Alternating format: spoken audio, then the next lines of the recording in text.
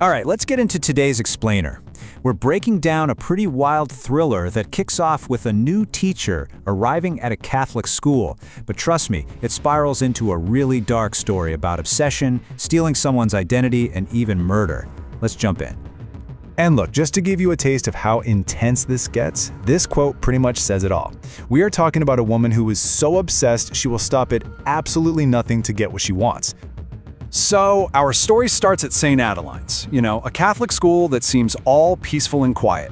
But that peace is about to be completely shattered when a new teacher shows up. And yeah, she's a total wolf in nun's clothing. So here are our two main players, and they are on a serious collision course. On one side, you've got Jason Brady. He's a student, a singer putting his music on social media, but his dad really isn't on board with it.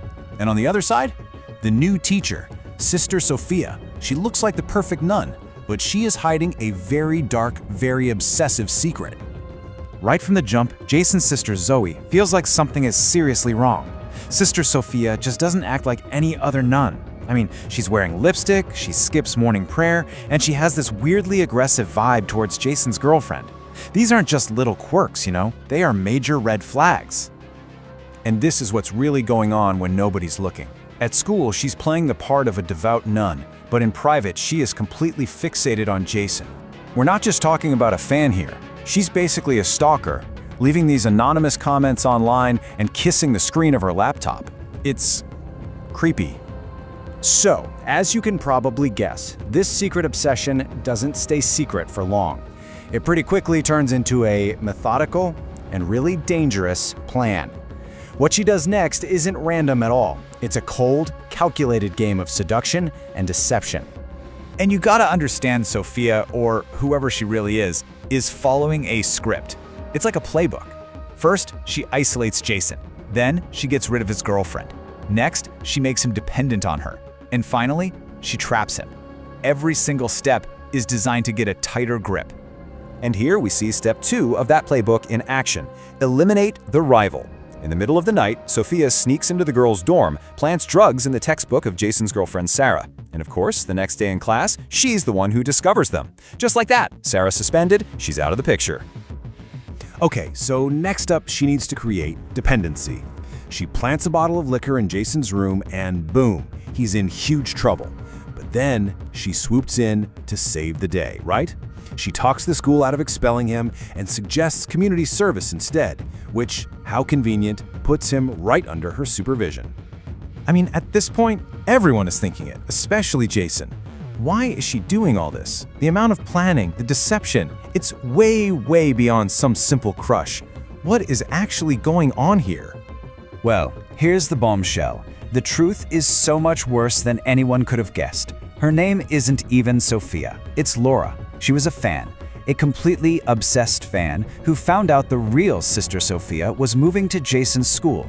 So, to get close to him, Laura killed the nun, stole her identity, and just took her place. So now, with Jason feeling alone and totally vulnerable, Laura makes her final move. She sneaks into his room at night, she seduces him, and she secretly records the whole thing on her phone. This isn't about love, not even a little bit. It's about getting leverage. She now has the ultimate weapon to blackmail him with. And this is where the story enters its most terrifying phase. Now that she has her blackmail material, Laura's actions escalate from just manipulation to straight-up violence. She has crossed the point of no return. So, when Sarah comes back from her suspension, she's not just a rival anymore, she's a loose end, a threat to Laura's control.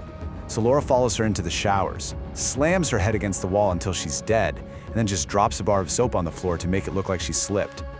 When Jason confronts her, suspecting something's up with Sarah's accident, Laura just drops the hammer. She shows him the secret video and hits him with this chilling threat. He is completely trapped. He can't say a word or she'll destroy his entire life. But, a secret this big can't stay buried forever. A terrified Jason finally breaks down and tells his sister Zoe everything. At the same time, Zoe is doing her own digging, tracing Laura's car registration. And on top of that, the headmistress, Sister Rebecca, finds out Laura totally lied about a death in her family. The net is definitely closing in.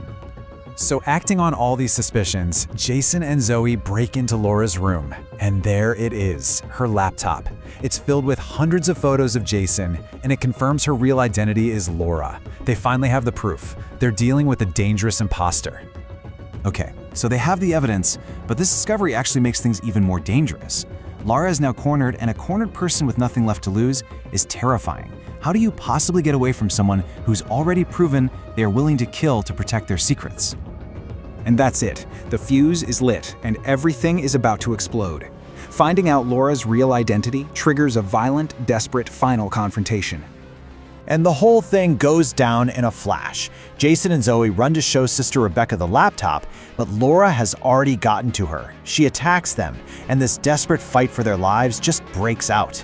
In all the chaos, Jason grabs a screwdriver and, in a final act of self-defense, he stops Laura for good. In the aftermath of all that horror, the school slowly starts to heal. The story wraps up on graduation day, which really feels like a symbol that life is finally moving on, that the nightmare is actually over. And the story really comes full circle here. Jason's father, the one who was always so against his music, now completely supports him. He even gives him a brand new guitar. It's a really powerful symbol that Jason is finally free, not just from Laura, but free to follow his dream and start over. And that wraps up this explainer. The story of the bad sister is a chilling piece of fiction, for sure. But it leaves you with this really haunting question, doesn't it?